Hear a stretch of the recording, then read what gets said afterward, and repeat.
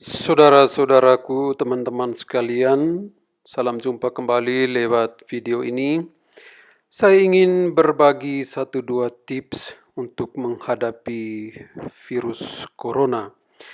Kita sudah banyak tahu, banyak mendapat masukan, mendapat anjuran, begitu banyak pihak yang peduli dengan kesehatan kita, yang peduli dengan kebersamaan kita, dari para ahli, para dokter, pemerintah maupun pihak gereja sudah memberikan kita anjuran-anjuran, tips-tips yang baik, yang bagus kalau kita ikuti. Karena melihat statistik korban dan yang sudah meninggal, yang sudah mencapai angka 5 ribuan, berarti virus ini bukan sesuatu yang main-main, bukan lelucon, bukan sesuatu yang kita bisa hadapi sendiri. Tetapi dalam kebersamaan, bersama orang lain, bersama para ahli, bersama para pemimpin gereja, para pemimpin agama, kita akan mampu menghadapi virus ini. Satu dua tips dari sudut psikologi spiritual untuk membantu kita bagaimana kita menghadapi, bagaimana kita mensiasati, bagaimana kita menghadapi problem bersama ini. Saya yakin bahwa dengan bantuan Tuhan, dengan kekuatan Tuhan, kita akan mampu bersama-sama menyelesaikan, menghadapi, dan mengatasi problem bersama ini. Yang pertama saya kira yang paling penting dari kita adalah bagaimana kita membangun rasa tanggung jawab bersama. Rasa tanggung jawab terhadap diri sendiri dan rasa tanggung jawab terhadap orang lain. Karena ini persoalan global, persoalan hidup bersama. Karena virus ini mempengaruhi relasi sosial, mempengaruhi interaksi interpersonal dengan sesama kita.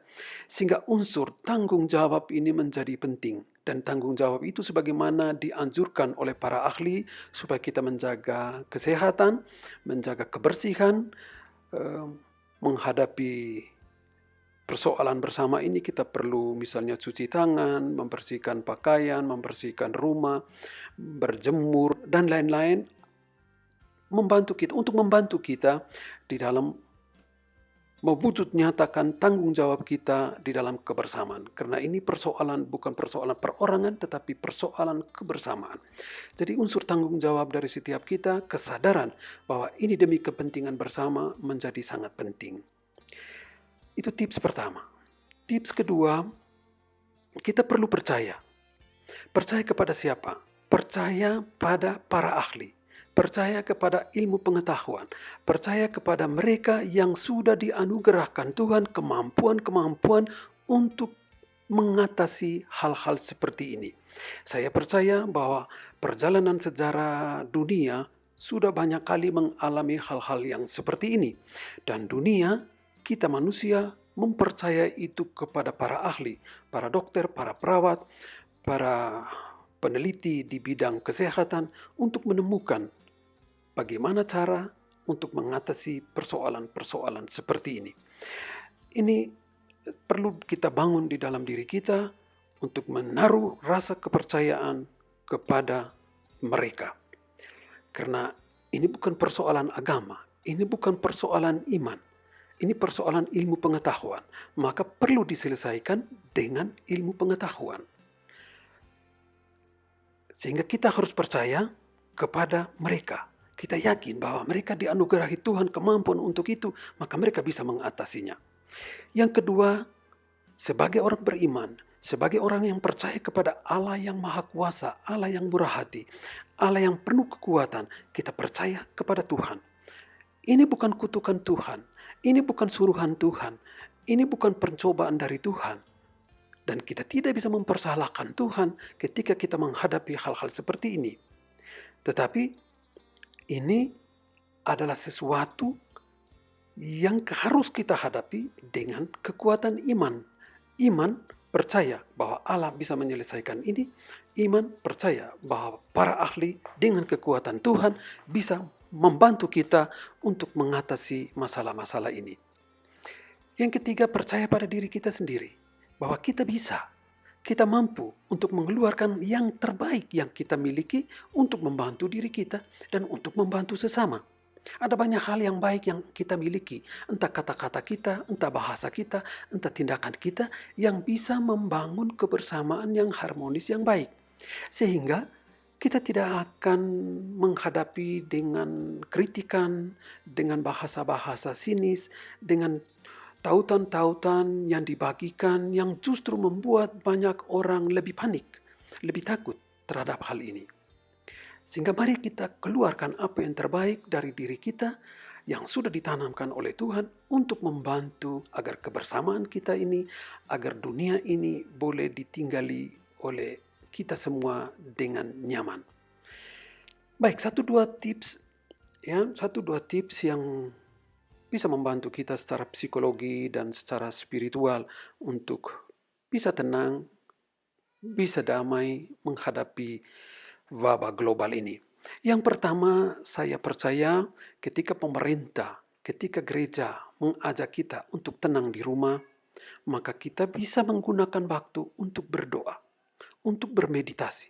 Mungkin selama ini kita berdoa sendiri-sendiri di rumah atau berdoa di gereja saja, tetapi pada kesempatan ini ketika kita dianjurkan untuk tinggal di rumah, kita bisa gunakan waktu untuk berdoa. Berdoa sendiri atau berdoa bersama-sama anggota keluarga. Kita meditasi 10 menit, 15 menit sehari itu akan bisa menenangkan hati kita, akan bisa menenangkan pikiran kita, akan bisa meyakinkan diri kita bahwa kita tidak sendiri. Bahwa kita ada Tuhan. Kita mempunyai sesama dan kita akan bisa bangkit berjalan bersama Tuhan dan bersama dengan sesama. Jadi tips yang pertama, kita berdoa.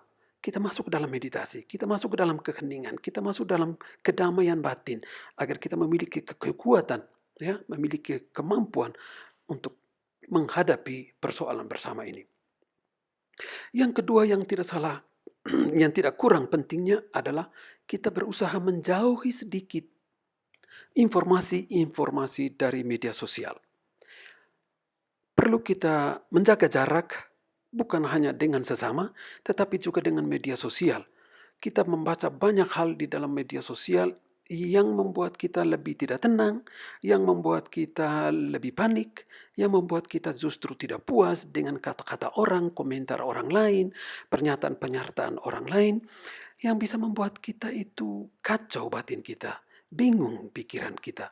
Sehingga mari kita jauhi dulu media sosial, ya. Kita jaga jarak dengan media sosial dan kita temukan hal-hal lain di luar media sosial yang bisa membantu kita untuk lebih tenang. Ya, karena media sosial banyak sekali yang membuat kita bisa stres. Orang kalau menanggapi dengan serius pernyataan, komentar orang-orang lain, apalagi komentar yang bersifat sinis, itu membuat kita bisa tidak bahagia, tidak tenang. Apalagi akhir-akhir ini dengan kejadian banyak sekali kritikan, ya, bahasa-bahasa sinisme terhadap pimpinan gereja, terhadap orang-orang pemangku-pemangku agama yang katanya tidak mentaati anjuran pemerintah. Biarlah itu dijauhkan dari pikiran kita, dari diri kita, dari hati kita, sehingga kita bisa lebih tenang. Yang ketiga, kita tidak lupa untuk berolahraga di rumah. Ya, fisik digerakkan supaya kita bisa lebih kuat, lebih sehat, lebih punya kemampuan diri supaya apapun yang datang dari luar kita bisa hadapi. Jadi olahraga juga menjadi kesempatan yang baik untuk menjaga kesehatan. Selain itu kita juga bisa membaca buku-buku.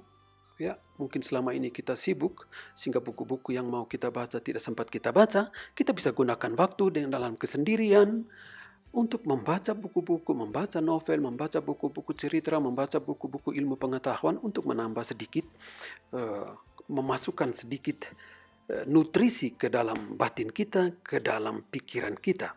Ya, karena dengan membaca, saya yakin pikiran kita bisa tenang. Karena ini persoalan pikiran perlu dikendalikan, perlu diarahkan, perlu diatur, supaya kita bisa lebih tenang. Supaya kita tidak dimasuki dengan kata-kata, pikiran-pikiran orang lain yang bisa mengganggu kita. Sehingga mengendalikan untuk berpikir secara tenang itu menjadi lebih baik, menjadi lebih indah, menjadi lebih kuat ya daya tahan tubuh kita. Sehingga membaca buku-buku untuk menenangkan pikiran, membaca buku-buku untuk entertain sedikit ya, menghibur sedikit pikiran kita dari masukan-masukan yang tidak diinginkan, yang bisa mengganggu suasana hati kita. Selain dari itu, kita juga perlu membangkitkan selera humor. Kita perlu menghadapi segala sesuatu, jangan terlalu serius karena itu membuat kita panik. Tetapi dengan tenang, dengan selera humor, kita menanggapi semuanya dengan santai. Itu penting. Selain itu, penting juga kita berusaha untuk mengembangkan hobi. Hobi-hobi yang selama ini mungkin kita tidak bisa kembangkan karena kesibukan-kesibukan, kita bisa kembangkan itu entah berbuat sesuatu, entah memasak, entah apa saja yang bisa mengalihkan pikiran kita, mengalihkan konsentrasi kita kepada hal-hal yang mendunia ini, kepada virus dan komentar-komentar ataukah pernyataan-pernyataan orang lain yang kita temukan dari media sosial. Itu tips yang kesekian. Dan yang terakhir, ada banyak sekali pernyataan-pernyataan yang berhubungan dengan ibadat, dengan kegiatan-kegiatan keagamaan, kegiatan-kegiatan gereja. Saya percaya, saya yakin bahwa para pemimpin kita sudah punya kebijaksanaan yang luar biasa. Berbagai keuskupan di Pulau Jawa, di Timor, ataupun di Flores sudah mengeluarkan kebijakan-kebijakan yang sangat bagus. Dan itu kita taati, kita ikuti, karena kebijakan dari para pemimpin gereja lahir dari keprihatinan, keluar dari kepedulian kepada kebersamaan kita, entah sebagai manusia ataupun sebagai orang beriman. Itu saja 1-2 tips yang bisa membantu kita untuk menghadapi virus ini. Kita yakin bahwa ketika bangsa Israel keluar dari tanah Mesir menuju ke tanah terjanji, mereka mengalami begitu banyak hal dan begitu banyak persoalan, begitu banyak omelan dan kritikan dari umat terhadap para pemimpinnya, begitu banyak hal yang mengganggu mereka. Tetapi satu hal yang pasti, bahwa Tuhan tidak pernah meninggalkan mereka, Tuhan tidak pernah jauh dari mereka, Tuhan selalu ada bersama-sama dengan mereka. Bahkan Tuhan menunjukkan jalan dalam tiang awan, mendampingi mereka, menaungi mereka, melindungi mereka. Dan ini keyakinan kita, ini iman kita, bahwa dalam situasi seperti ini, Tuhan justru semakin dekat dengan kita. Dia akan selalu mendengarkan kita, dia selalu akan peduli dengan kita. Sehingga mari kita berdoa bersama-sama, mari kita serahkan semua ini ke dalam tangan Tuhan. Kita serahkan para ahli, serahkan pemerintah, serahkan para pemimpin gereja, agar menemukan jalan terbaik, agar kebersamaan kita di dunia ini bisa menjadi indah dan layak untuk dihidupi. Mari kita berdoa, mari kita berdoa. Semoga berkat Tuhan Yesus dan doa Bunda Maria selalu menyertai kita di hari-hari yang sulit ini. Berkat Allah yang Maha Kuasa, Bapa dan Putra dan Roh Kudus menyertai kita semua. Amin.